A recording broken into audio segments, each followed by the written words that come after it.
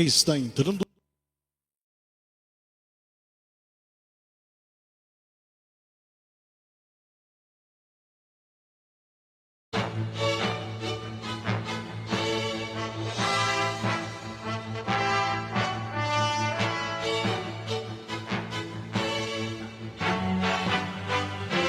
Está entrando no ar, pelas ondas da rádio Palavras de Vida FM, o programa Painel Teológico, com o radialista Nilton Rodrigues, mestre em teologia Rafael Moré e doutor em teologia D'Angelo Lopes. Esteja conosco todas as sextas, no horário das 14 horas. Ligue para participar pelo WhatsApp 21 97179 7380 97179 7380.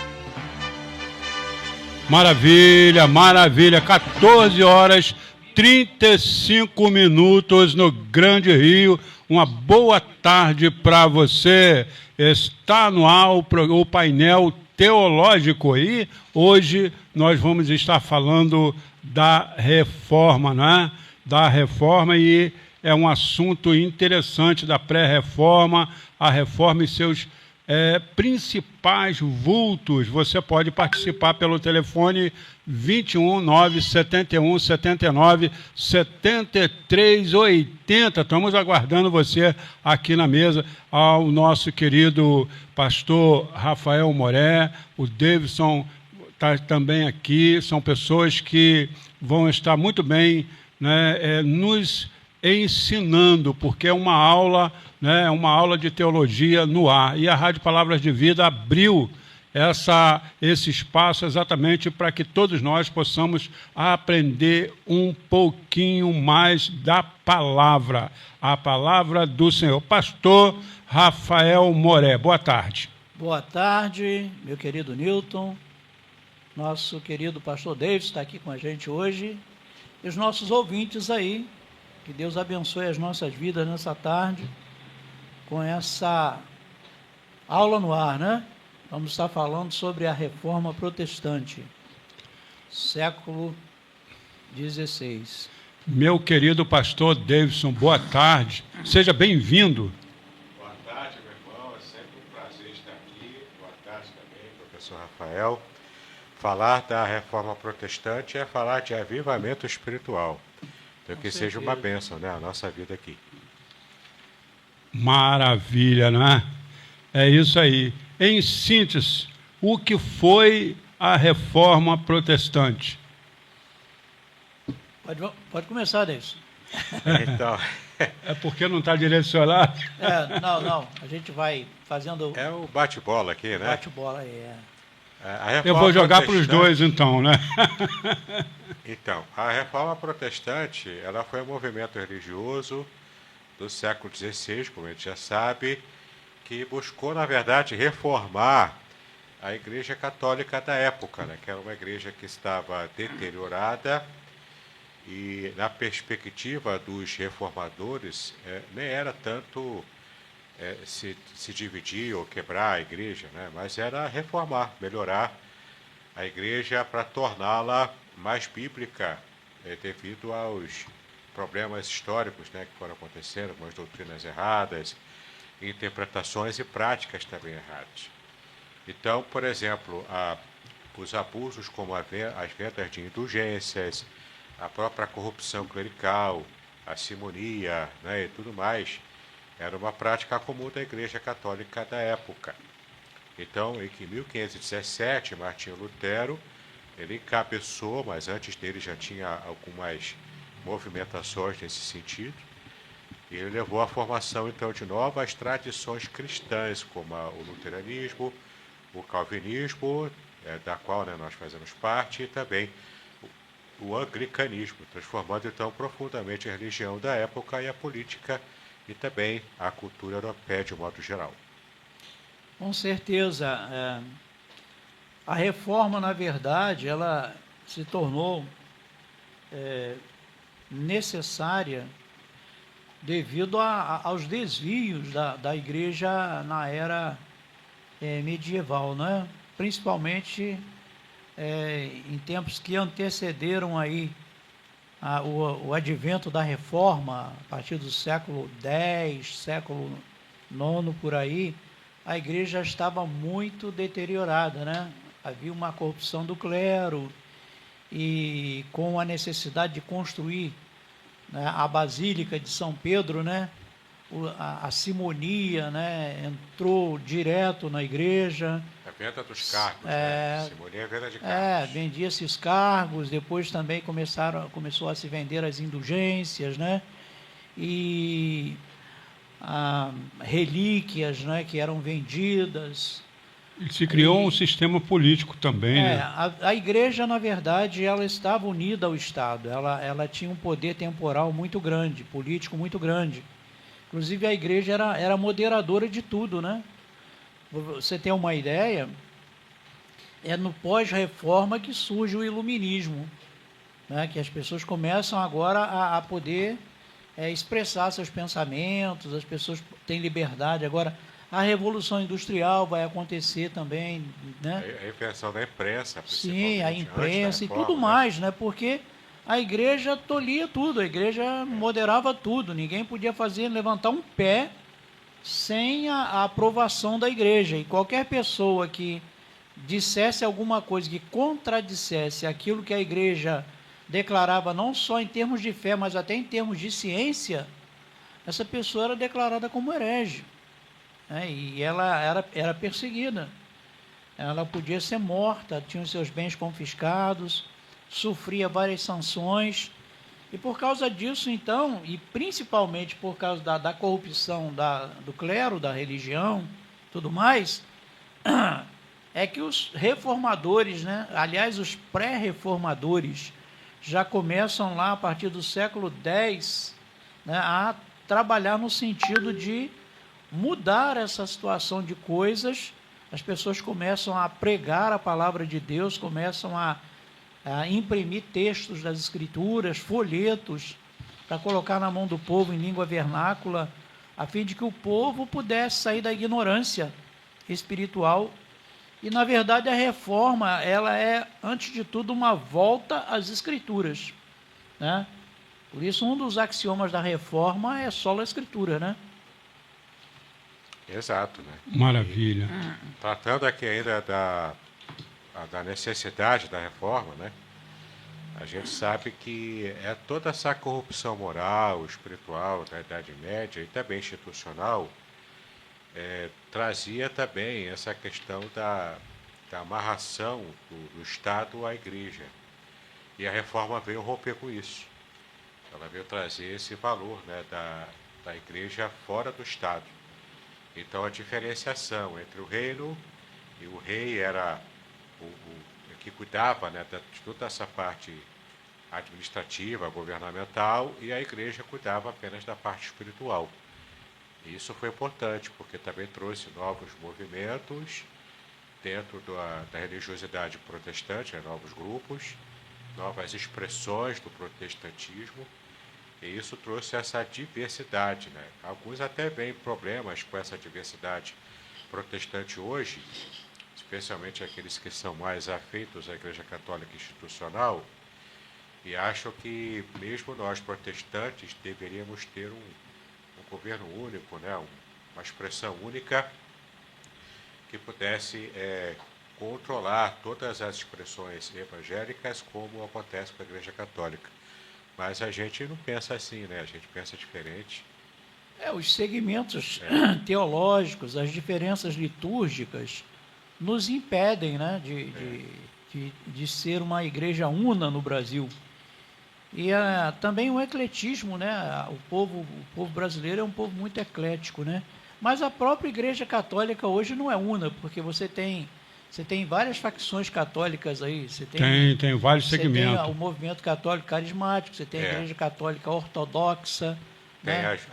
Os movimentos católicos ligados às comunidades eclesiais de base. Então hoje nem a Igreja Católica hoje, ela é uma igreja, vamos dizer assim, ela é universal como nós também somos. No mesmo nível, né? Porque a Igreja também Católica também está fracionada aí em algumas denominações católicas. Mas o que nos une, na verdade, o que une o povo evangélico, principalmente aqueles que são realmente, que postulam pela reforma, são, de fato, aqueles 5 princípios da reforma, os cinco solas. Que as igrejas reformadas, elas têm um norte. Todas elas aceitam, né, a Bíblia como única regra de fé e prática, né, aceitam que a salvação é só pela fé em Cristo, né, aceitam com uma certa moderação a perseverança dos santos, essas coisas assim. Mas, assim, em síntese, os princípios fundamentais da fé, o povo evangélico em si, ele crê. Então, isso nos torna um povo só, porém, há esse denominacionalismo, né, que hoje, acho que conta milhares de igrejas aqui no Brasil, né, denominações. Isso, e cada uma até mais estranha do que a outra, né? Algumas até com nome muito estranho. Verdade, tem uns nomes bastante estranhos assim. aí, né? No meu livro... Mas aí... No meu livro, A Semente e a Palavra, eu fiz no final 2 apêndices. O primeiro é o dicionário de evangeliquez, onde eu coloco vários termos lá próprios do evangeliquez brasileiro e colocando o seu significado. E o mais interessante, que é o apêndice com os nomes curiosos de igrejas do Brasil. Então tem igrejas do tipo assim, Igreja do Cuspe de Cristo, Igreja Pentecostal, a Igreja Batista e Antiglobo, Igreja Jesus vem, eu vou e você fica. Tem loucuras assim, né? Eu tinha uma lista de igrejas lá em casa que falei, meu Deus do céu, é muita igreja. E cada nome assim. Os nomes desse jeito, assim, né?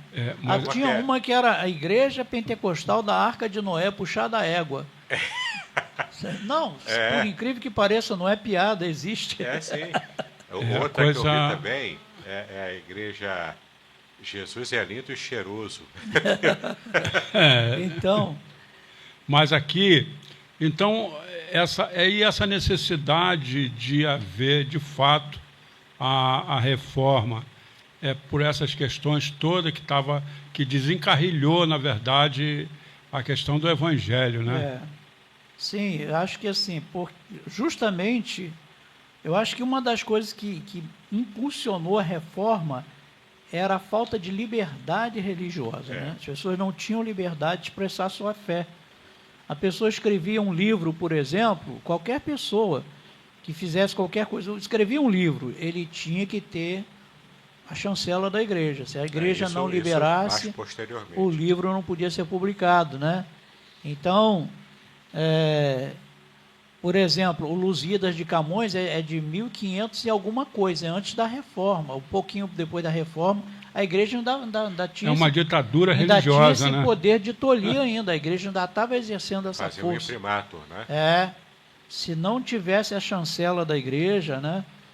Galileu, ele declarou que a Terra era redonda e que girava em torno do Sol, né? E ele teve que se retratar, porque se ele não se retratasse, ia para a fogueira, como herege. Então, ninguém tinha liberdade. E a igreja, ela não pode ser uma opressora. A igreja se transformou de instrumento de libertação, que ela deveria ser, em instrumento de opressão. A igreja se tornou opressora. Ou seja, os oprimidos se tornaram opressores. É verdade. Até a questão do Galileu era a disputa pelo geocentrismo, né? Ou então pelo heliocentrismo, né? Ou é o Sol que está no centro do universo, ou era a Terra, né? E para a igreja a Terra era o centro. E o Galileu falou, não, era o Sol, mas ele teve que se retratar para sobreviver, mas é claro que ele nunca perdeu a convicção, né? De que claro que não. Dizem que ele saiu do concílio batendo os ombros e dizendo, o que importa é que a Terra continua girando em torno do Sol. Complicado, né? Pastor Rafael, que movimento precedeu a reforma? Então, esse movimento a gente chama de movimento de pré-reforma.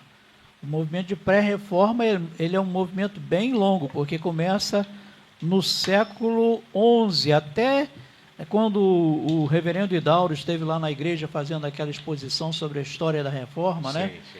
ele chegou a citar um movimento que começa no século X. Já no século X, já havia um movimento pré-reforma, já estava começando a se levantar uma reação contra os desmandos da igreja, a corrupção do clero e a simonia, principalmente, né?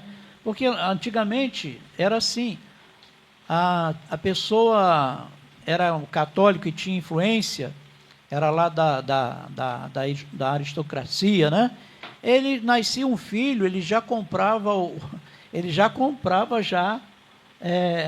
título para ele da igreja. O menino nascia, já recebia o título. Era só esperar crescer e assumir, né, a sua titularidade. Então, havia essa venda, né, dos cargos eclesiásticos, porque isso dava poder. A pessoa que era um bispo, por exemplo, ele era o dono de um bispado, ele tinha lá terras, ele tinha fazendas, ele recebia impostos do povo. Então, era além do poder, assim, no sentido temporal, havia também o poder de manipular as massas, de mandar, de desmandar. Então, a igreja ela tinha esse poder temporal, né? Com o passar do tempo, a igreja e o Estado estavam tão unidas que, em determinados momentos, em certas situações, a igreja mandava mais que o Estado. Exato.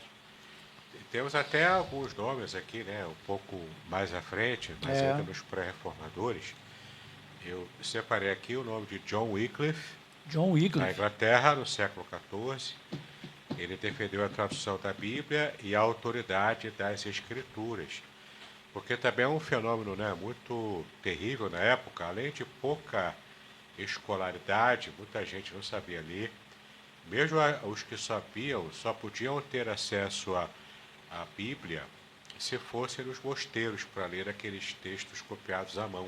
E era tudo escrito em latim, né? Tudo em latim, né? Então, era difícil, né? Então, a missa era feita em latim. A Bíblia tinha pouco acesso. Então, dentro do movimento dos pré-reformadores, John Wycliffe já defendia a tradução da Bíblia para a língua vernácula e, claro, também o desafio de alfabetizar. A Bíblia de Wycliffe, né, foi uma tradução para o inglês, né? Um dos primeiros a traduzir a Bíblia para o vernáculo, né? Colocar a Bíblia na mão do povo, na língua do povo. E havia uma dificuldade muito grande, porque nessa época não havia imprensa ainda, né? Tinha que ser tudo escrito à mão, era tudo manuscrito. Levava mais de um ano para fazer uma Bíblia. Levava muito tempo para se escrever uma Bíblia, né? Um livro qualquer, principalmente a Bíblia, que é um livro denso, né? E assim, uma das coisas que os pré-reformadores começaram a fazer foi isso. Começaram a traduzir porções da Bíblia e colocar na mão do povo, fazer tipo um folheto, né, com porções da Bíblia, e a tradução mesmo do texto bíblico, né, para colocar na mão do povo, porque uma vez que o povo lesse as Escrituras, o povo ia começar a enxergar, e a igreja determinou que a Bíblia era um livro perigoso. Sim, era perigoso mesmo, porque perigoso para a igreja. E se o povo lesse a Bíblia, ia sair da cegueira espiritual, da cegueira religiosa. Ia perceber, né, que estavam sendo enganados, né? Que estavam sendo enganados, porque a tradição assumiu o lugar superior às Escrituras, né?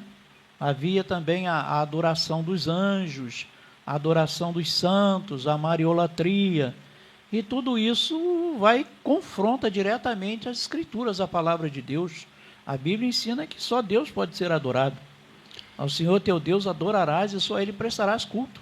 Né? Até Jean Hus também, Jean Hus, né, na John Boêmia. Hus, né? Jean Hus, né, no século XV, pregou contra os abusos do clero, os abusos, né, envolvendo dinheiro, principalmente, e foi queimado como herege em 1415. Foi queimado vivo. Era assim que se fazia na época, né? Foi queimado vivo. Não é fácil não, né?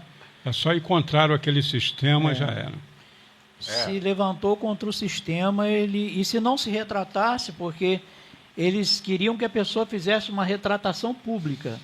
Eles prendiam a pessoa e diziam, olha, você vai se retratar publicamente ou você vai ser queimado. E, curiosamente, eles ensinavam para o povo que aquilo que eles estavam fazendo, na verdade, era um ato de libertação, que quando eles queimassem aquele herege, estavam salvando a alma daquele herege através da fogueira. Está libertando o herege pelo fogo. Libertando pelo fogo. Não é brincadeira. O cancelamento da época era mais pesado, que né? coisa mais terrível, né? Mas isso era um meio de engodar o povo, para que o povo não fale, olha que coisa horrível que a igreja está fazendo. Não, a igreja está libertando. Queimou ele, agora a alma dele está livre. Ele foi queimado. E falando de tudo isso, pastores, quem era de fato Lutero, religiosamente falando? Lutero, religiosamente falando, era um monge agostiniano. Ele vivia, durante boa parte da sua vida, ele viveu enclausurado num mosteiro. Inclusive, a Bíblia que Lutero lia era uma Bíblia que ficava lá num claustro, acorrentada, uma Bíblia escrita à mão, em latim, de capa vermelha, e é nessa Bíblia que Lutero vai encontrar, ao ler o livro de Romanos, a doutrina da justificação pela fé.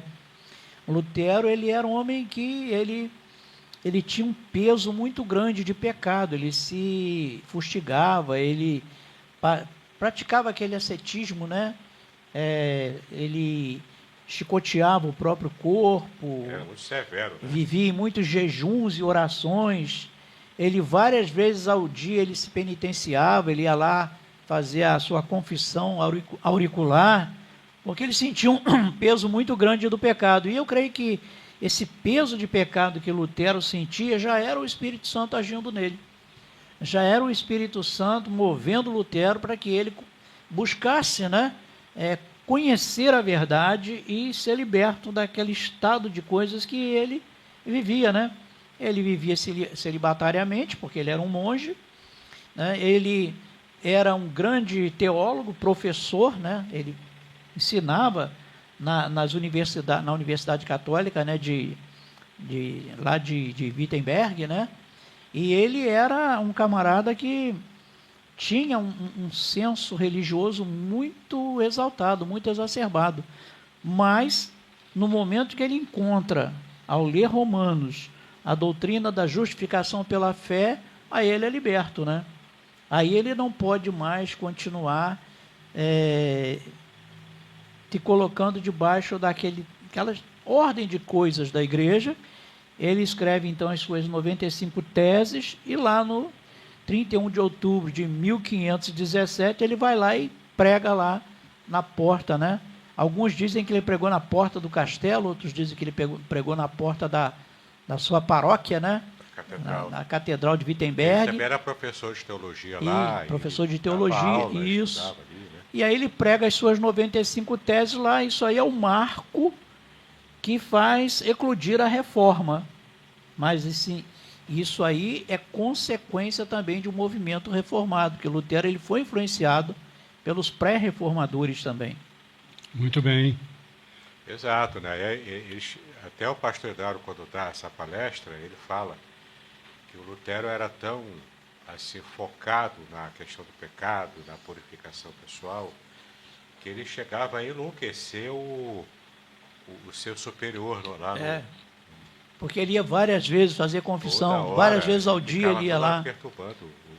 E o cara, não, Lutero, você já está limpo já, você já se confessou, mas não tem jeito.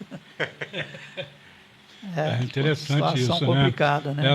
Mas isso era o mover do Espírito Santo na vida dele já, para que ele pudesse se libertar, né?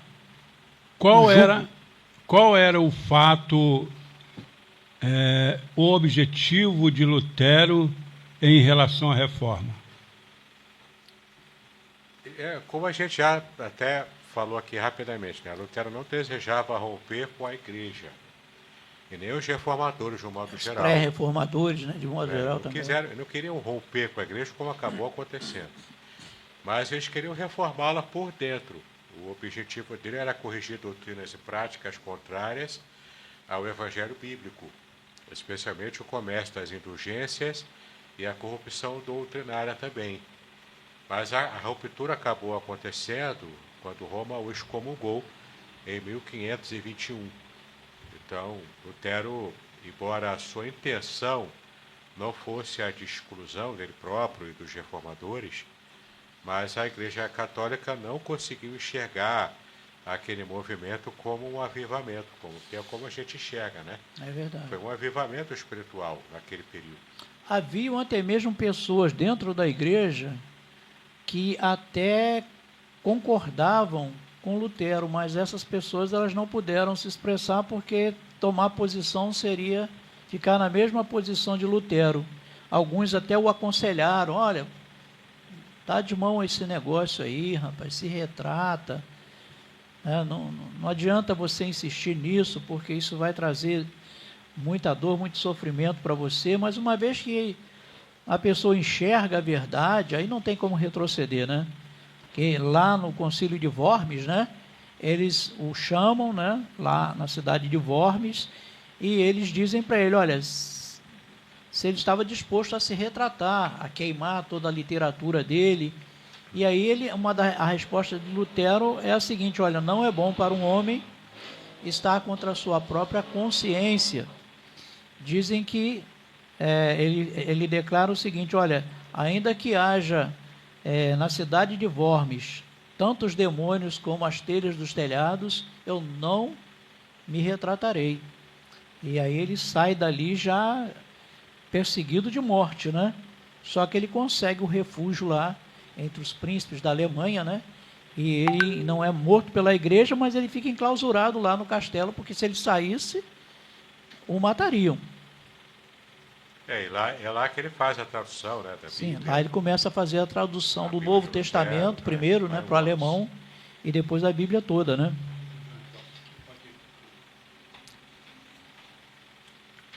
Pastor Rafael, deixa eu fazer uma pergunta aqui interessante para você. Como se entende o axioma Ecclesia reformata et semper reformanda est? Então, esse aí é o lema das igrejas reformadas, né? A igreja reformada, traduzindo, sempre se reformando. A reforma, ela deve ser constante, né? Ou seja, nós sempre devemos estar reafirmando a nossa postura reformada e sempre buscando uma reforma espiritual. Porque, por exemplo, no sentido teológico, aquilo que deveria ser estabelecido como regra de fé e prática na igreja já está estabelecido. Porque tem gente que vê essa frase de maneira errada, né? Ou seja, a gente precisa acompanhar o século, a gente precisa se atualizar, até no sentido de que a Bíblia é um livro já meio obsoleto, né? Dizem até, né, tem um teólogo aí dizendo isso, né? Que tem que atualizar a Bíblia nesse sentido. Sim, então é complicado, né? Não é nesse sentido que a igreja está sempre se reformando. A reforma, ela deve ser um movimento sempre lembrado, e aí nós crentes históricos, né? Igrejas históricas, procuramos sempre celebrar e lembrar a reforma e entender que a gente deve estar sempre buscando uma reforma no sentido de manter a igreja sempre viva, né? Dentro dos postulados da reforma, porque alguns segmentos evangélicos brasileiros não caminham de acordo com esses postulados aí, né? Algumas até igrejas históricas que não celebram a reforma. Pois é, e você acredita que hoje a reforma deveria acontecer no movimento evangélico brasileiro? Eu acho, por exemplo, que uma coisa que poderia acontecer como reforma no movimento evangélico brasileiro seria um movimento no sentido de extirpar o sincretismo religioso. Porque a igreja evangélica brasileira, ela enveredou por esse sincretismo religioso, né? Onde mistura judaísmo, espiritismo, cristianismo, há uma... Até pagelança está tá complicado, né? Tá complicado. E isso aí é o quê? É falta de escritura. Porque se o solo escritura realmente estivesse valendo na igreja evangélica brasileira, de modo geral, as pessoas iriam enxergar a verdade. Mas nesses movimentos, alguns movimentos neopentecostais, a Bíblia é só um detalhe. A Bíblia é só um detalhe. Tipo as práticas e costumes estão acima da Bíblia. É tipo como está daquele filme, o livro de Eli, em que os vilões queriam a Bíblia a todo custo, só para poder exercer o poder. É interessante, aquele é um filme que eu recomendo.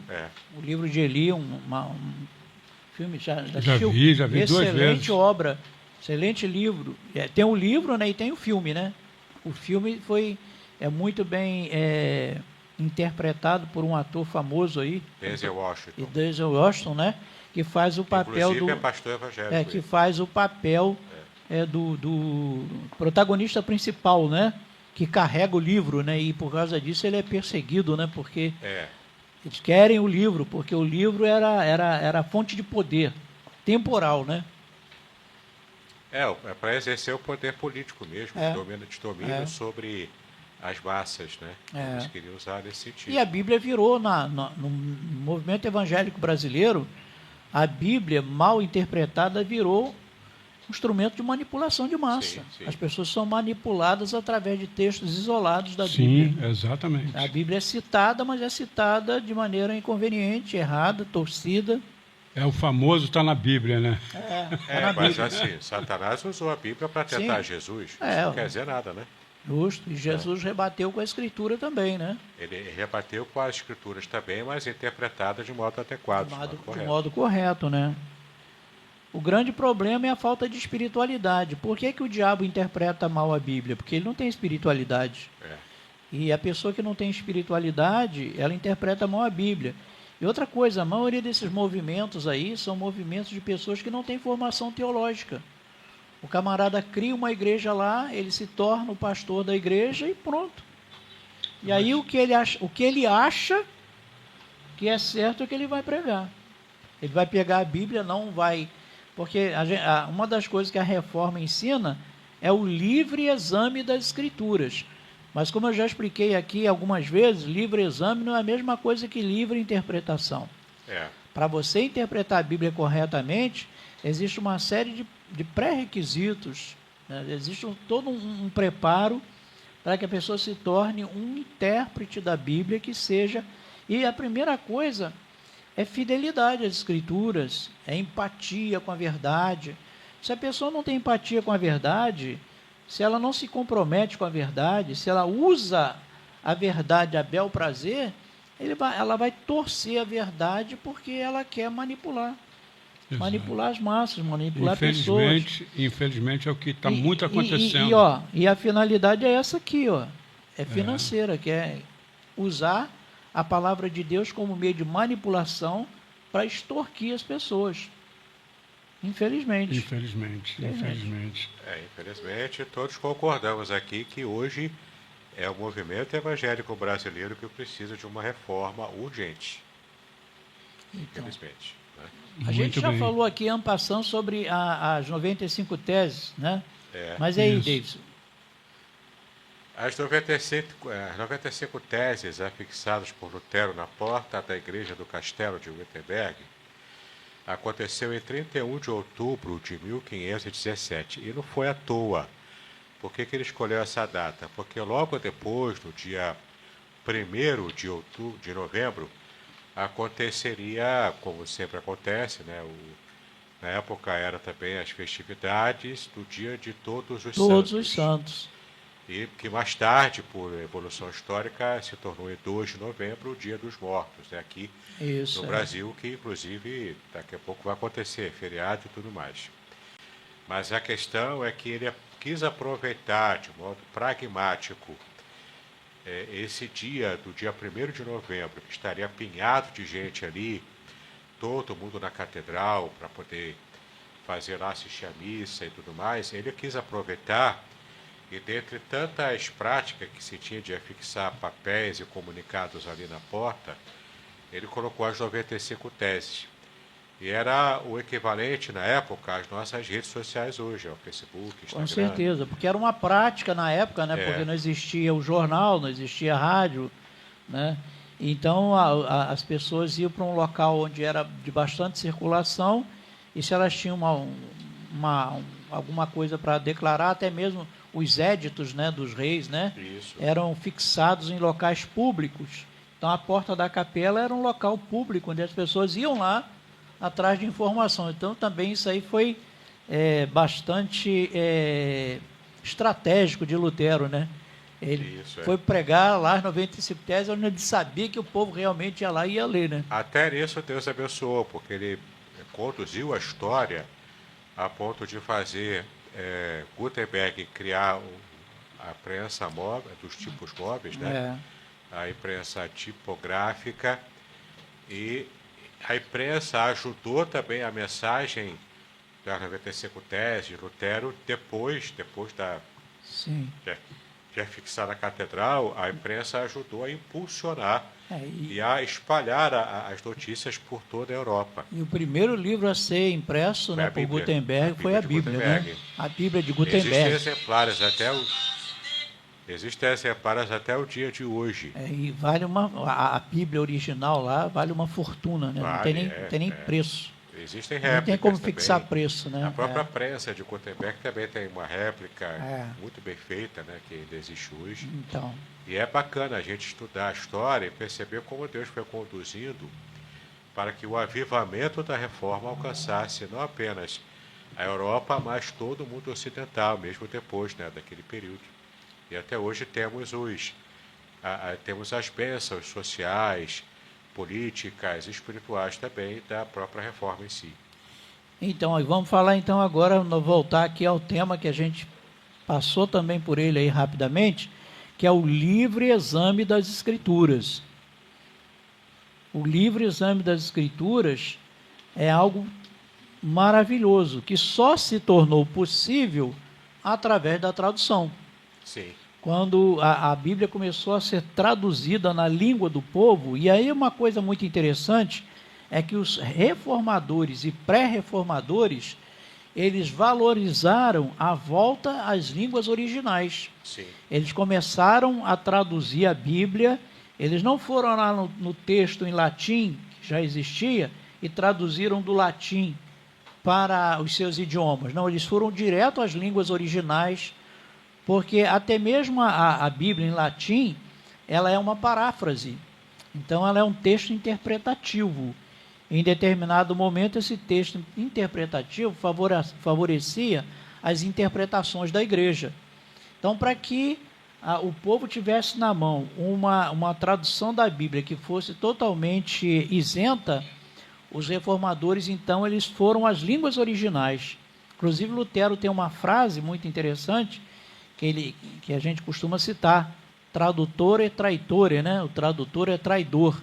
Então, você tem que olhar lá as línguas originais para fazer a sua versão das Escrituras, para que seja uma versão isenta de qualquer influência externa, né? Um texto que seja fiel realmente à palavra de Deus. O próprio Erasmo de Roterdã, ele fez uma era profundo conhecedor do grego, também.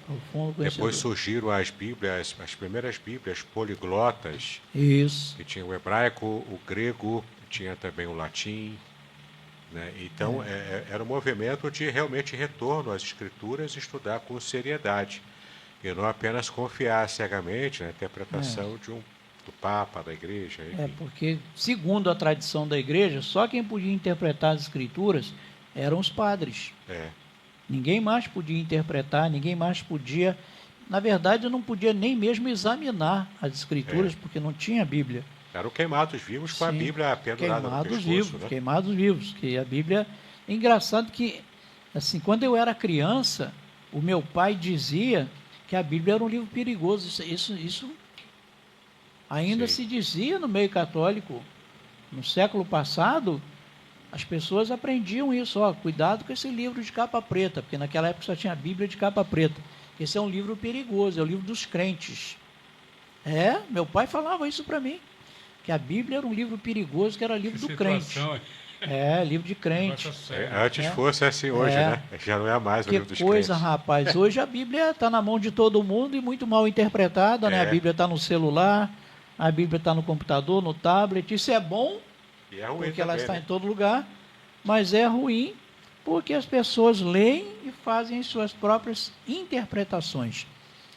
Interpretações isoladas que não são regidas pelos pressupostos corretos, que é a exegese, a hermenêutica, né? A Igreja Reformada adota o método gramático, histórico, que é a forma melhor de se interpretar a Bíblia e mais coerente, mas hoje está em voga o chamado método histórico crítico, né? E esse método é extremamente pernicioso se mal usado. Ele é liberal. Se mal usado, né? Ele tem... Porque existem alguns postulados do método histórico crítico que a gente pode até aplicar, mas assim, é como comer peixe, né? Tem as espinhas, né? E tem muitas espinhas lá, né? Muita espinha, né? Esse aí é um postulado da teologia liberal que nega a autoridade espiritual das Escrituras. Sim. Nega, inclusive, a inspiração, né? Ensina a demitização das Escrituras, que é negar os milagres, os eventos sobrenaturais. Aí hoje está misturado com movimentos woke também, que é chamar Deus de mãe, não é? Enfim, aí fica uma situação complicada, né? É esse tipo de atualização das Escrituras que a gente rejeita, não é isso? Hoje cada segmento acha que tem o direito de fazer a sua própria Bíblia, né? Já tem até a Bíblia LGBT, né? Tem. Existe a Bíblia LGBT. Então, existem assim, interpretações diversas da Bíblia, cada um interpretando de acordo com seus pressupostos, né? Essa Bíblia LGBT não foi impressa ainda, mas ela existe completa na internet. Então, ela se chama Bíblia Freestyle. Então. Tem, inclusive, palavrão. Eles colocaram palavrão na boca de Jesus e de personagens da Bíblia ali. Então. Terrível. E daí para ser impressa, né, não vai levar muito tempo, né? Porque já existe o texto, eu também já verifiquei, né? Mas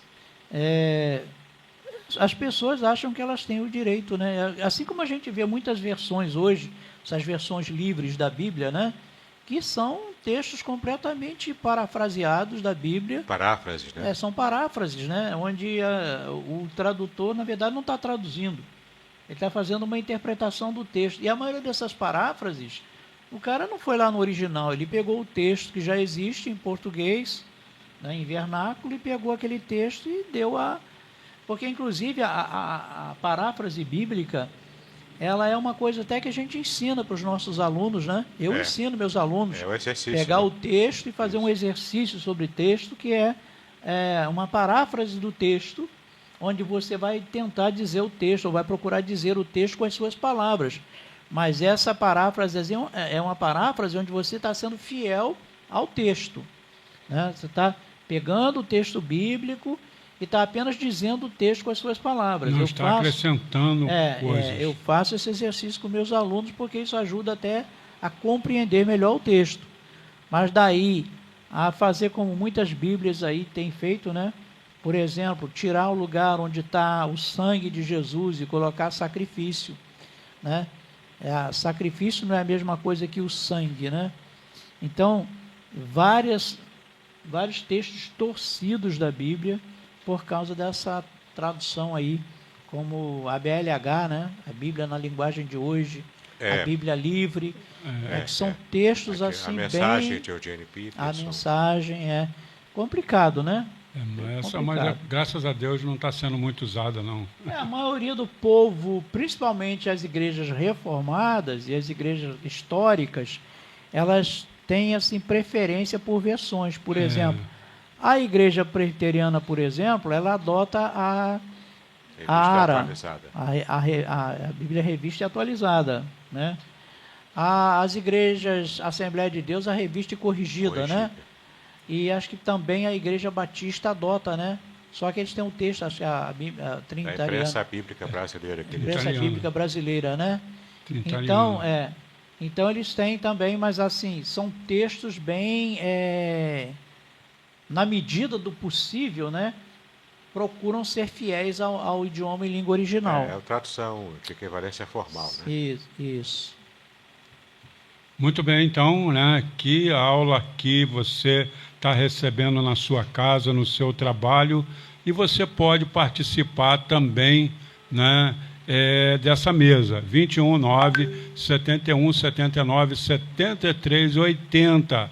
971797380. Você pode ligar com a sua pergunta formulada, ou então você manda mensagem de texto, tá bom? Ou então um áudio. Você pode também formalizar a sua pergunta por intermédio de um áudio. E nós estaremos aqui conversando a respeito da sua pergunta aqui, tá ok? Então faça isso, né?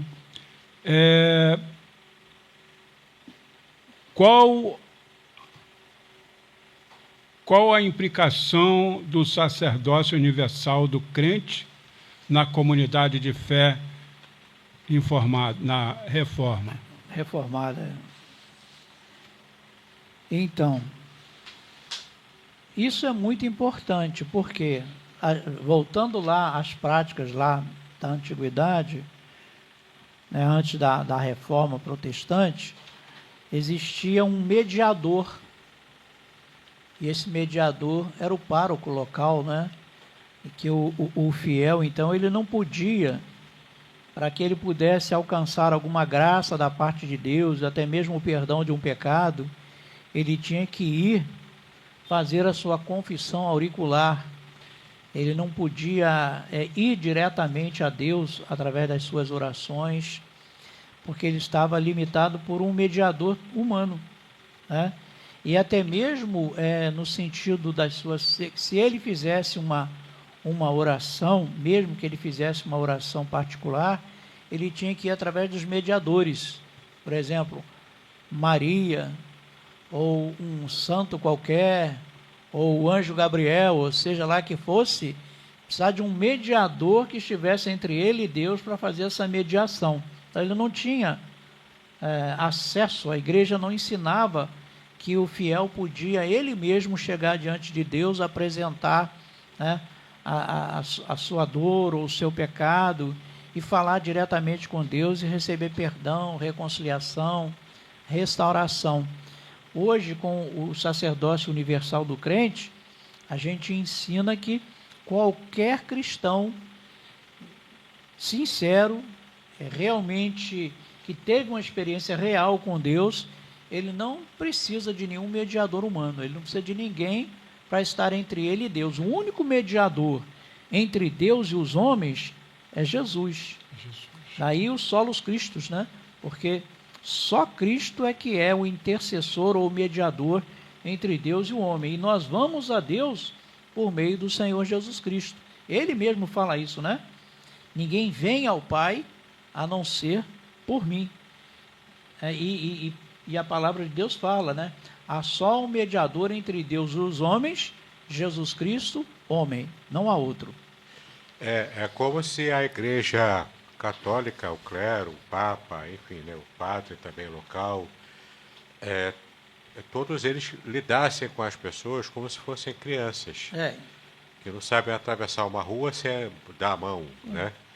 Então, eles não podiam fazer nada sem que alguém da igreja... porque também não tinha ordenação da igreja, né? Só quem era ordenado pela igreja, e aí a igreja também se torna uma mediadora, né? Sim, sim. Só quem era ordenado pela igreja que podia, por exemplo, prescrever uma penitência para um fiel que se confessou, e através do cumprimento dessa penitência, então ele ficava livre da pena do pecado. Você tem, por exemplo, até hoje os católicos têm essa lógica, né? Que para eles a tradição da igreja é maior do que as escrituras. Sim. Ela tem primazia.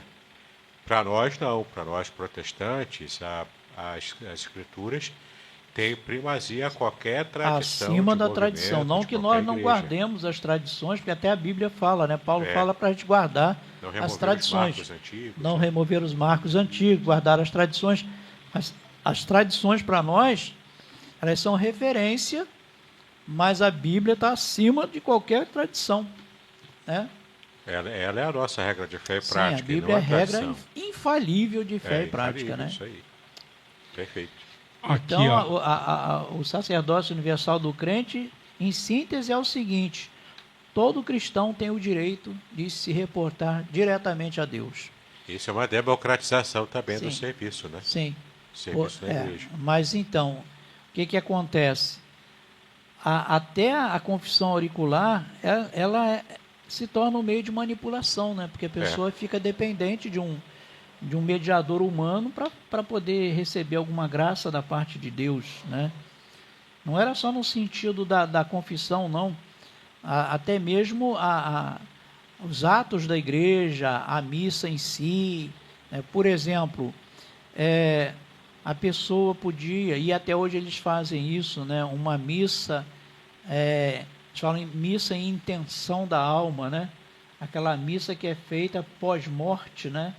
Que é para tirar a alma do fiel do purgatório. O cara morreu, aí morreu lá.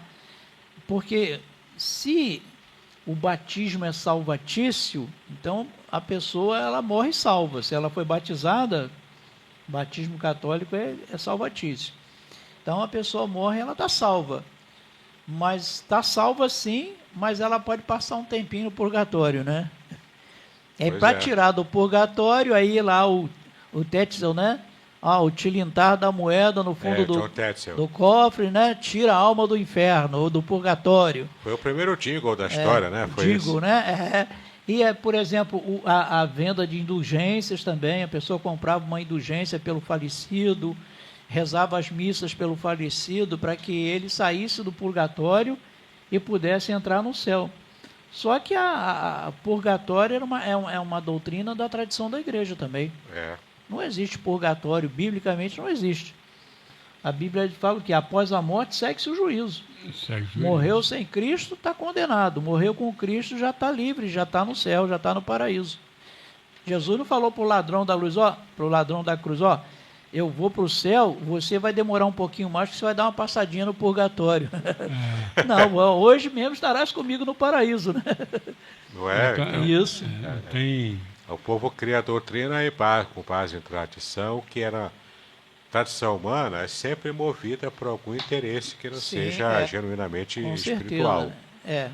Então você acaba criando, né, um sistema doutrinário que vai servir para a sua própria condenação, enfim. Né? E a igreja não quis, naquele contexto, abrir mão desse poder e até hoje mantém isso. Né? Quem tem o poder temporal nunca quer abrir mão dele. É muito difícil. Continua ainda exercendo esse poder sobre as almas das pessoas, que isso é muito sério. Muito sério, porque a pessoa sair desse sistema aí é muito difícil. Porque algumas igrejas, inclusive denominações históricas, não celebraram a reforma. A Igreja Católica é claro que não celebra, né? Para eles foi um cisma, foi até um tanto quanto vergonhoso lidar com isso, historicamente falando, né? E recentemente até o Papa, acho que era o Papa, eu posso estar enganado, mas se eu não me engano foi o Papa João Paulo II, que fez o Concílio Vaticano e depois, mais tarde, acho que foi ele mesmo, que pediu perdão, inclusive, né? Chamando os protestantes para voltarem para a Igreja-mãe, aquela coisa toda, né? Essa visão de um ecumenismo, né? Na visão não seria se tornar católico, mas ter uma comunhão, né? Voltar a ser um povo... Mas a perspectiva do ecumenismo católico é sempre eles como sendo a mãezona e a gente voltando arrependido para os braços da mãe. Pois né? Então. O filho pródigo voltando para os braços da mãe. Não tem como, né? Então, claro que os católicos não vão celebrar a reforma, para eles é uma vergonha histórica. Agora, muitas igrejas evangélicas, até históricas, podem não celebrar, na minha opinião, né? Porque simplesmente evitam a celebração por uma questão de desapego histórico, né? O brasileiro tem o desapego não histórico. Não valoriza né, esse evento tão importante na história da igreja, né? Agora, neopentecostal, então, o neopentecostal ele não tem mesmo nenhum lastro, né, histórico, então... Celebrar a reforma mas já existem algumas igrejas neopentecostais né, que se tornaram neopentecostais, né, mas também com postulado reformado, e que estão celebrando a reforma, né? Igrejas pentecostais, por exemplo, como algumas Assembleias de Deus que celebram a reforma, mas ainda é um movimento que não é celebrado de modo geral nas igrejas históricas, né? Algumas até aproveitam o Dia das Bruxas, que é também dia 31 de outubro, para poder dizer, vamos tirar os capetas aqui de quem está no Dia das Bruxas. Vamos fazer uma exorcização, né? Tira totalmente o foco, e tem essas igrejas assim, bem liberais que até comemoram o Dia das Bruxas, né? Pois é, algumas até fazem, né? Até comemoram. Lá na América tem algumas igrejas que os crentes comemoram o dia das bruxas. Bota as caveiras lá, bota caveira, bota boneco, né? Aí celebra lá o Dia das Bruxas, né? Coisa horrível, né? Infelizmente a igreja quando ela entra nesse ecletismo, né, é complicado pra caramba, né? Tem igrejas hoje que fazem festa junina, né? Aí dança quadrilha, faz tudo lá. Aí você vai ver, porque na verdade a festa junina antigamente não se chamava festa junina, era festa joanina. Tinha até uma música que se cantava muito na época e dizia assim: eu esse ano vou pular a fogueira, né? Vou soltar muito balão, eu vou comer canjica e cantar louvores a São João. Porque era João. Porque a festa era joanina, celebrava o santo, né, São João. Mas aí depois virou festa junina, porque era celebrado em junho, agostina, e agora já tem festa agostina, setembrina, já tem até outobrina por aí. Sim, tem sim. E isso aí é uma coisa muito séria, que tem, né, pessoas que tiram, né, os assentos da nave e alegando que não tem espaço para fazer esse tipo de evento. Dentro do templo, né? Isso é complicadíssimo. Põe bandeirinhas dentro do templo, só falta fazer a fogueira dentro do templo, né? Porque a visão é que o templo é um lugar reservado, né? É um lugar reservado para adoração, não é para essas coisas. Hoje existe um problema muito sério com relação àquilo que é santo, àquilo que é profano, né? E muitos pregadores aí dizem que não se pode fazer. Ou tem nada essa a ver, diferença, não tem nada a ver. Mas a Bíblia diz que a gente deve apartar o santo do vil, né? Aquilo que é vil, aquilo que não faz parte da estrutura, né, da nossa fé, deve ser colocado à parte, e nós não podemos usar o santuário onde se adora a Deus de qualquer maneira, né? Mas infelizmente isso aí hoje em dia não é muito respeitado não, né? As pessoas usam o espaço do templo de qualquer jeito. Eu já passei por uma situação, algumas situações assim, que eu tive que chegar e não, aqui dentro não, lá fora. Vocês querem fazer a farra de vocês, vão fazer lá fora, aqui dentro do templo não. Aqui é um lugar consagrado, santo, né, ao culto divino. É um espaço que foi dedicado para isso, né? Mas infelizmente não é bem assim que funciona por aí não, né? A cada ano que se passa, o movimento cresce em relação a isso.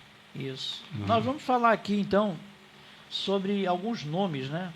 Além de Lutero, porque geralmente a reforma, né, gira em torno do corifeu da reforma, né, do camarada que deu o pontapé lá da reforma, que eclodiu a reforma, que é, na verdade, Lutero. É que nem aqui no Brasil, né?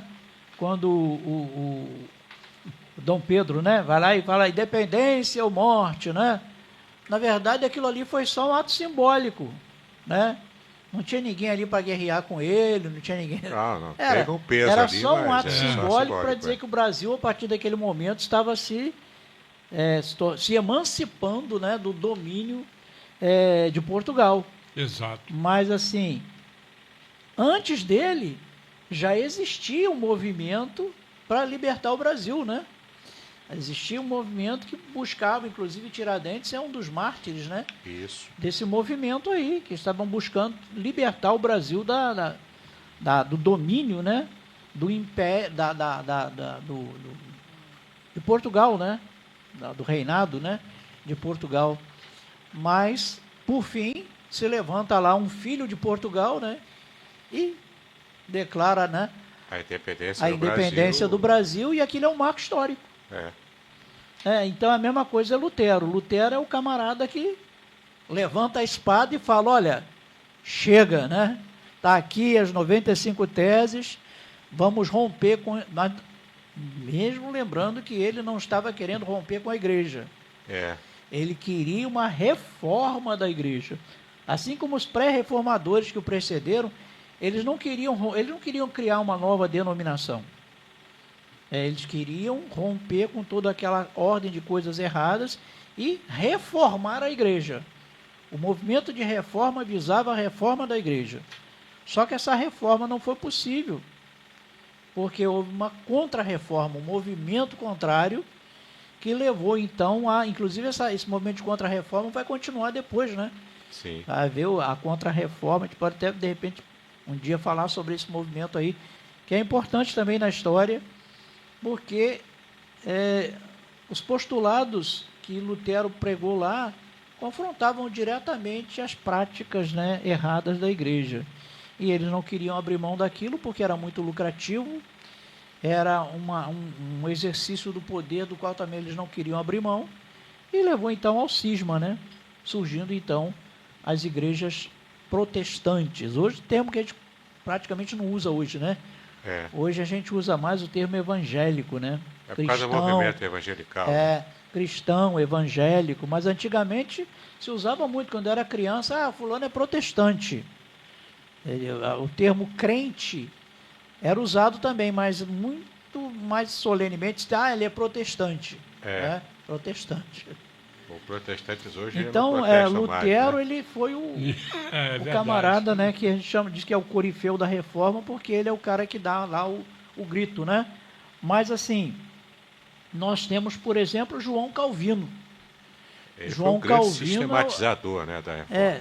Ele é... Grande teólogo da Na reforma. verdade, é o sistematizador, né? Porque ele é o grande teólogo da reforma, que vai escrever lá as suas institutas, né? Que são 3 volumes, né? Onde ele vai sistematizar toda a doutrina da igreja de forma dogmática. E Calvino também, ele interpretou e escreveu interpretação de todos os livros da Bíblia, exceto o livro de Apocalipse, porque ele não quis morreu, acho que ele morreu antes de concluir, antes de né? organizar, Porque ele morreu jovem, né? Morreu com 50 e poucos anos, e antes de concluir, né? Mas ele fez escreveu, né, uma vasta obra interpretando, né, todos os livros da Bíblia. Então ele é o grande teólogo da reforma, né? Não que não houvessem outros teólogos, mas Calvino é considerado, alguns o chamam de o príncipe da reforma, porque ele foi o camarada que sistematizou, né, a doutrina de forma dogmática, né? E até hoje a obra de Calvino é uma obra respeitada, né? Embora existam muitos teólogos reformados, você sempre percebe que no pano de fundo está a teologia de Calvino, né? As institutas são citadas o tempo todo por esses teólogos. Sim. Até hoje é referência, né? Os comentários referência, do Calvino, referência. Isso aí. Tem também o Ulrico Zwinglio. Ulrico Zwinglio, né? Era um reformador Esse camarada suíço. É um camarada ele buscou belicoso. a simplicidade no culto, né? A questão do batismo também. Isso, lidou com isso. A questão da ceia também, Ceia, a ceia apenas como um memorial, né? Isso. Inclusive hoje, como algumas igrejas, né, veem, né? Eles não adotam a ceia como um sacramento, mas como um memorial. E esse camarada foi um camarada que ele foi à guerra, né? Ele foi lutar, né? Ele vivia lá nos cantões suíços, né? E ele se levantou para guerrear contra aqueles que agora eram reputados pelo movimento evangélico como hereges, né? Porque a igreja tentou reprimir, a igreja se levantou também contra os reformadores para guerrear mesmo. Houve guerra, houve luta. Sim. Então aqueles povoados e principados que não adotaram a reforma, eles se levantaram para suprimir, né, a reforma, para abafar o movimento reformado. E no caso aí, não com a aprovação, por exemplo, de Lutero ou de Calvino, Mas o Zwinglio foi esse camarada belicoso que foi à guerra, né? Pela fé. Pegou a espada mesmo. Pegou na espada e morreu Morreu na guerra. Morreu no campo de batalha, né? É o cabra macho, né? Morreu lutando. Um reformador belicoso, né? O Farel também, o Guilherme Farel. Guilherme Farel era grande amigo de Calvino, né? grande amigo de Calvino. E foi Guilherme de Farel que colocou o dedo em riste no nariz de Calvino. Falou assim, olha, se você não fizer, Deus vai levantar um outro, mas você vai sofrer as consequências. É bom contextualizar, porque Calvino no início não queria entrar no movimento da reforma. Ele queria ficar na dele, no cantinho dele, né? Estava bem, né? Estava confortável para ele ficar onde estava, mas Guilherme Farel é chamado profeta da reforma, né? Ele põe o dedo em riste lá e não, você tem que tomar posição, porque Guilherme Farel conhecia o potencial de João Calvino. E Guilherme Farel era um camarada muito polêmico, né? E ele tinha o hábito, por exemplo, de entrar dentro... A missa estava acontecendo lá e ele entrava para dentro do templo e desafiava o pároco para um debate público. E muitas vezes ele fez isso, né? Ele entrava lá e começava a refutar aquilo que o padre estava ensinando. O padre com a força, né, opressora da igreja, mas agora o movimento da reforma já tinha eclodido, né? Já tinha, né? A coisa já estava mais crescendo e já não tinha mais como abafar, né? E Guilherme Farel fazia isso. E havia muitos debates públicos naquela época, né? Sim. Haviam padres que aceitavam ir a público para debater, né? Com pessoas que tinham um pensamento contrário à igreja, contra o pensamento reformado, né? Tem também Thomas Müntzer, o reformador radical, também ligado à guerra, né? Sim, esse também. Líder da Guerra dos Camponeses. Isso, ele foi líder da Guerra dos Camponeses lá. Era um camarada também belicoso, né? Mas ele foi o primeiro a celebrar a Eucaristia em língua alemã. Sim. Primeiro a celebrar a ceia do Senhor na língua do povo, porque antes era celebrado em latim. Então ele se levanta lá na sua paróquia e celebra, né? E ele era um pregador tempestuoso, né? Aquele pregador que... Tipo o Savonarola, né? Sim, também. Girolamo Savonarola, que o pré-reformador, que era chamado de despedaçador de púlpitos, que ele esmurrava o púlpito até quebrar, muitas vezes. Olha a força, né? O cara era um homem vigoroso, forte, e um pregador tempestuoso também. E ele literalmente despedaçava púlpitos. Você vê, né? Tem que estar sempre reconstruindo o púlpito. Isso. Felipe Melanchthon, né? Melanchthon, que é um vulto importante também da Reforma, que era amigo de Lutero e um grande teólogo, né? Que depois da morte de Lutero ele assume, né? O movimento de reforma na Alemanha como líder, né? Desse movimento reformado na Alemanha. A reforma já tinha acontecido, né, mas precisava de gente que continuasse, né, o movimento, até que o movimento realmente se tornasse estável e deixasse de ser um movimento para ser uma realidade, como é hoje, né? Então teve homens que foram muito importantes, Calvino, Melanchthon e outros, que foram esses camaradas que deram seguimento, né, ao movimento reformado, até que o movimento se tornou estável e aí já não precisava mais de reforma, porque a reforma já tinha acontecido, né? Ou seja, não precisava no sentido da palavra, né?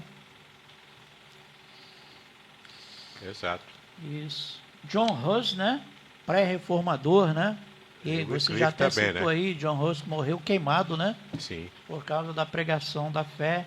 John Wycliffe, né? Que foi o primeiro a traduzir para o inglês, a Bíblia para o inglês, a Bíblia de Wycliffe, né? Até hoje é uma Bíblia famosa, né? Ainda existe essa versão de Wycliffe, né? E aí a gente chega aqui nos 5 solas da Reforma, que é a base da teologia da Igreja Reformada. Fala aí, Davidson. São os 5 solas, né? Todos os solas, eles foram uma construção posterior ao período próprio da Reforma, né? Foram os os calvinistas reformados aqui mais tarde fizeram essa sistematização resumida dos 5 solas. O primeiro sola é o sola scriptura, ou seja, o sola em latim é somente, né? Aham.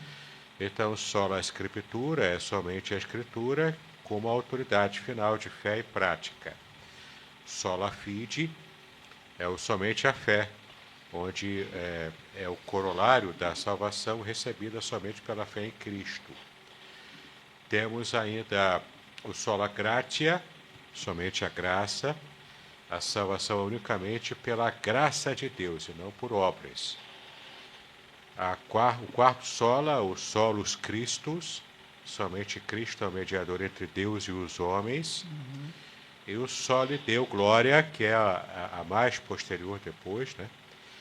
O soli deu glória é toda a glória somente a Deus, para tudo que se faz na vida, especialmente a reforma protestante. Então, embora essa organização dos 5 solas tivesse acontecido posterior à reforma, mais lá na frente, mas eles pensaram tudo isso da reforma, né?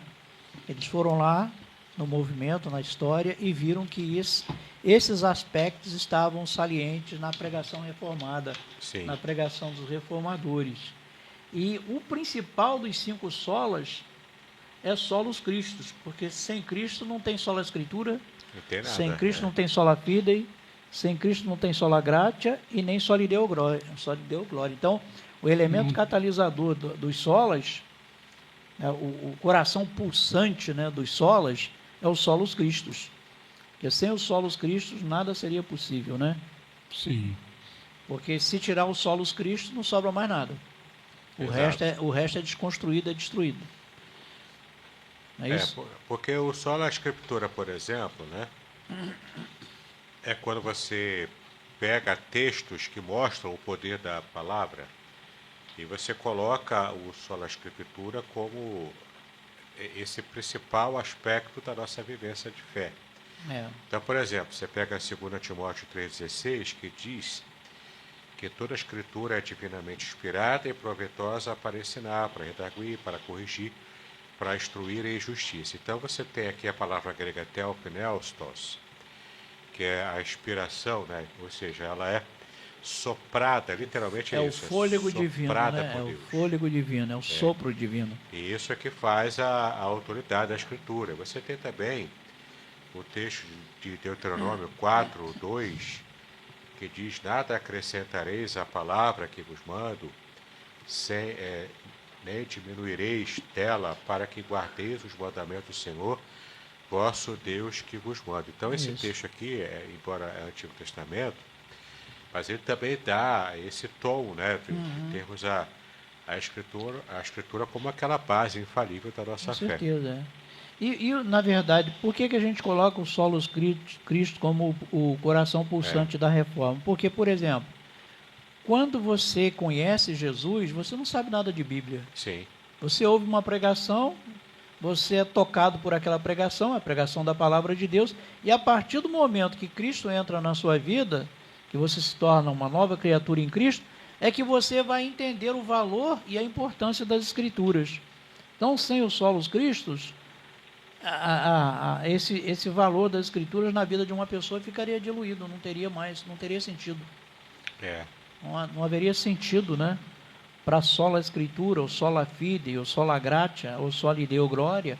Por que hoje eu glorifico a Deus? Porque Cristo entrou na minha vida. Por que eu hoje leio a Bíblia e busco a Bíblia como alimento espiritual para minha alma? Porque Cristo entrou na minha vida. Por que eu creio que sou salvo pela fé? Porque Cristo entrou na minha vida. E uma vez que Cristo entrou na minha vida, Ele é o objeto da minha fé. Certo? Por que eu creio que sou salvo pela graça? Porque Cristo morreu por mim, manifestando a graça poderosa, salvatícia de Deus na cruz, e eu creio nisso. Então, Jesus mesmo disse que sem mim nada podeis fazer. Ele é o centro, então ele é o tudo, centro. né? Assim como ele é o centro hermenêutico de toda a Bíblia, né? Toda a palavra de Deus. Para não dizer que não citamos a passagem bíblica principal que demonstra isso do solus Christus, em 1 Timóteo 2,5 diz: porque é um só Deus e um só mediador entre Deus e os homens, Jesus Cristo, homem. Essa ênfase, né, em declarar a humanidade de Jesus, né? porque ele é um homem que nos representa diante de Deus, né? Ele tem as duas naturezas. Sim, né? ele transita. a natureza teantrópica, né, de Cristo, ele né? transita entre a experiência humana e a experiência divina. Então Sim. ele faz a junção. Primeiro divino, para Exato. depois humano, porque às vezes as É. pessoas falam, Jesus é o homem-Deus. Ele não é o homem-Deus. Ele é o Deus-homem. Deus homem. Ele é o Deus que se fez homem, não é o homem que virou Deus. É. Né? Porque tem um segmento... A religião mórmon fala isso. O homem só vira Deus. Não só os mormons, não. Se você olhar direitinho a teologia adventista e testemunho de Jeová também, porque eles dizem que Jesus era um homem e que ele, né, ele ascendeu a essa posição de um deusinho com letra minúscula, Sim. porque ele serviu a Deus com fidelidade, com santidade, então ele se tornou filho de Deus, no sentido lato da palavra, né? Ele não era esse Deus, então ele é um Deus com letra minúscula, né? Porque ele é um homem que virou Deus, não é Deus feito homem. Mas a visão correta é que ele é Deus e já era Deus antes de ser homem. Sim, sim. E esse Deus, que é, na verdade, não é outro Deus, mas o próprio Deus, que é a segunda pessoa, né? Porque a união hipostática, né, da Trindade, a gente não pode dizer que Jesus é um Deus, ele é Deus. Ele não é um Deus separado do Pai, como o Pai não é Deus separado do Filho. Há um só Deus. E esse Deus, ele também é Pai, é Filho e é Espírito Santo, sendo que são três pessoas distintas. Então, Jesus, que é a segunda pessoa da divindade, antes de ser Jesus, era o Logos divino, eterno, Sim. eternamente gerado pelo Pai, como dizem lá os pais da igreja.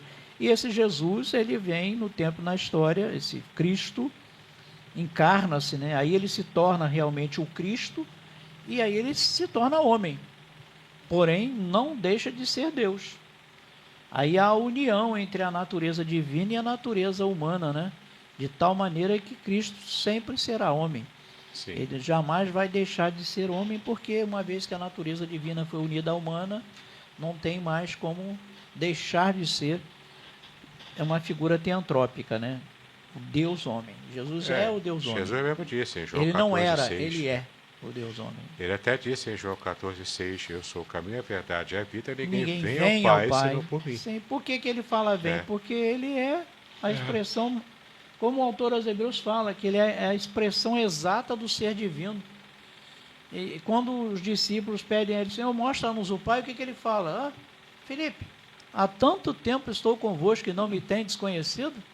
Quem me vê a mim, vê o Pai. Crede que eu estou no Pai, que o Pai está em mim. Crede ao menos por causa das mesmas...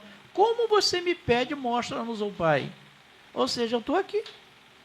E quando Jesus usa lá no Evangelho de João, várias vezes a expressão ego em mim, né?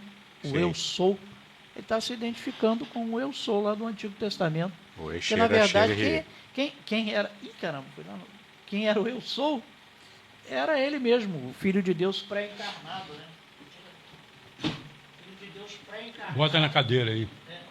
Jesus é o Filho de Deus pré-encarnado, que se fez homem. Então ele é o eu sou. E lá no Antigo Testamento ele vai aparecer várias vezes lá, como o Malach Adonai, o anjo do Senhor, né? O Malach Elohim, né? Então ele é. E tem uma expressão também que a gente encontra lá em Malaquias, Malach Berit, o anjo da aliança, a quem vós desejais. Virá ao seu templo o Senhor, a quem vós buscais, o anjo da aliança a quem vós desejais. Né? O Malach Berit. Aliás, então, o próprio Malach Adonai, né, o anjo do Senhor, é uma expressão veterotestamentária de Cristo, né, uma teofania. É uma teofania. É uma expressão teofânica, né, da Sim. aparição de Deus no Antigo Testamento. Isso aí. E esse anjo do Senhor, ele aparecia de forma visível, né? Porque Cristo é sempre que revela o Pai, né? O Filho revela o Pai.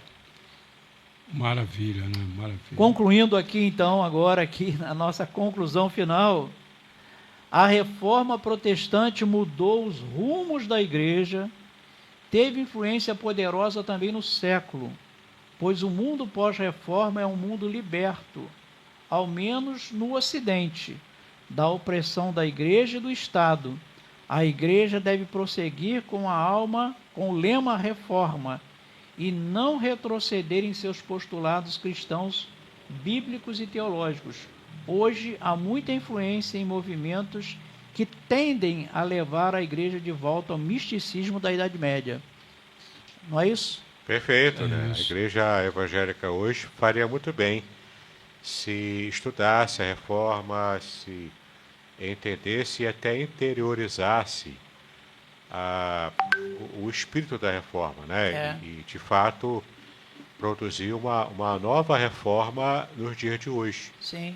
A igreja evangélica brasileira, precisa de uma reforma, né? Precisa olhando muito do ponto de vista dos arraiais evangélicos, né? Porque há muitos que nem tomam conhecimento de reforma, nem sabem o que é reforma.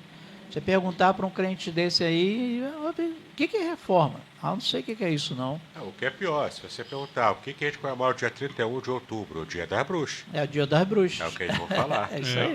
A sociedade pregou muito bem, divulgou muito bem isso. Com certeza. E pegou os cristãos também, né? Porque todas as igrejas elas fazem nessa data essa movimentação da reforma, né? Ou pelo menos devem fazer, né, pastor? As igrejas históricas quase que na sua totalidade fazem, né? Principalmente as igrejas presbiterianas, congregacionais, né? Você faz temos aqui o Davis que é congregacional, eu que sou presbiteriano. Os batistas também. A igreja batista, algumas. Nem todas as igrejas batistas comemoram, não. Algumas, Eu conheço igrejas batistas que não comemoram a reforma, estão perdendo, né? Porque é um movimento que também, a igreja batista também é uma igreja oriunda da reforma, né? Sim. Inclusive o movimento anabatista me parece que é anterior até a reforma, é pré-reformado, né? Então é uma igreja que tem uma participação importante na reforma, né? Verdade. Muito bem, nós vamos ficando por aqui com mais um programa, né? Esse programa que é uma aula, painel teológico, é uma aula radiofônica e que todos nós devemos aproveitar cada sexta-feira, né? Hoje começando um pouquinho mais tarde, mas estamos aqui já com esse compromisso, né? Cumprido, e que você pode ir lá no canal, você vai com calma, né, estar vendo, ouvindo, entendendo e procurando. E qualquer dúvida pode nos procurar, pode procurar o pastor Rafael Moré, também o pastor David, e nós vamos estar aí juntos, né, respondendo você da melhor maneira possível. Pastor Davis, as suas considerações finais. Sim, um grande prazer, como sempre, estar aqui, né? Tanto com o nosso irmão e amigo, o radialista Newton, e também com o reverendo Rafael, né? Sempre bom. Desde a época do seminário, a gente criou essa amizade, essa proximidade, e graças a Deus, né? A gente volta, continua tendo essa proximidade. Graças a Deus, né? Isso é muito bom. Isso aí. É mais chegado que um irmão, né? Com certeza. Pastor... Eu posso dizer que é filho, né? Porque... sim. Então. Eu sou mais velho, né? Qualquer que coisa... Hoje está um tal de revelar a idade aqui. Qualquer coisa eu dou um cascudo e falo, fica quieto aí, camarada. Então. Mas brincadeiras à parte, né? É um grande prazer a gente estar aqui e privar da presença do Davidson, né? Que é um camarada estudioso, que gosta mesmo de... Ele que faz lá os seus podcasts, né, as suas aulas.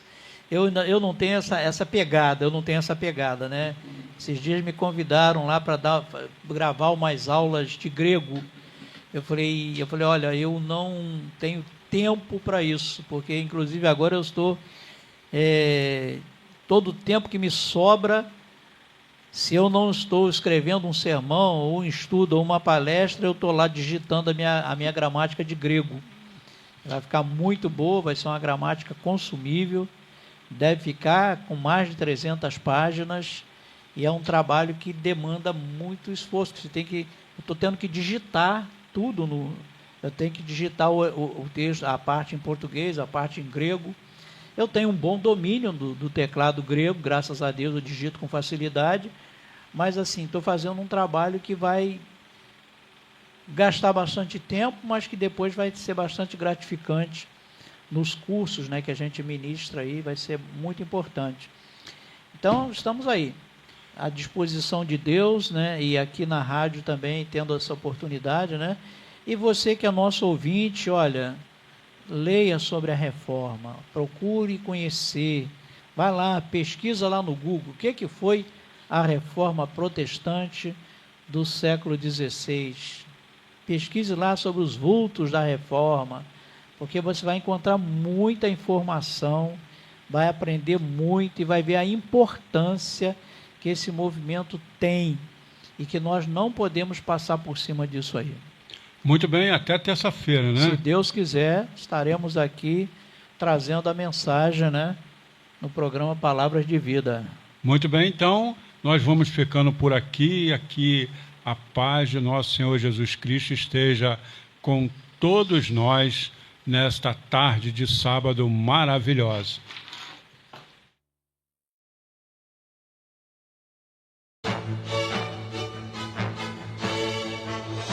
Acabamos de apresentar pelas ondas da rádio Palavras de Vida FM, o programa Painel Teológico, com o radialista Nilton Rodrigues, mestre em teologia Rafael Moré e doutor em teologia D'Angelo Lopes. Esteja conosco todas as sextas, no horário das 14 horas.